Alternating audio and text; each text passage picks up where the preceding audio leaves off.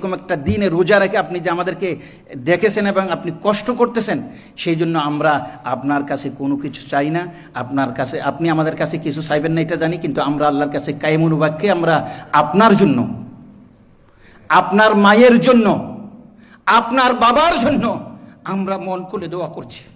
আল্লাহ পাক শহীদ প্রেসিডেন্ট জিয়াউর রহমানকে জান্নাতুল ফেরদাউস নসিব করুন এবং আমাদের মরহুমা প্রধানমন্ত্রী খালেদা জিয়ার কবরকে জান্নাতুল ফেরদাউস বানিয়ে দিন এবং আমাদের বর্তমান প্রধানমন্ত্রীকে আল্লাহ পাক রব্বুল ইজ্জতের জন্য যেই পরিকল্পনাগুলো দেশের জন্য কল্যাণকর হবে সেইগুলো সহজভাবে বাস্তবায়ন করান এবং আমরা তার সাথে থাকার, আর যেগুলি দেশের ক্ষতি হবে সেই রকম পরিকল্পনা থেকে আল্লাহ তাআলা তার কুদরত দিয়ে তাকে যেন সেই রকম পরিকল্পনা গ্রহণ করা থেকে হেফাজত করেন, এই তৌফিক দান করুন। আসসালামু আলাইকুম ওয়া রাহমাতুল্লাহি ওয়া বারাকাতুহু।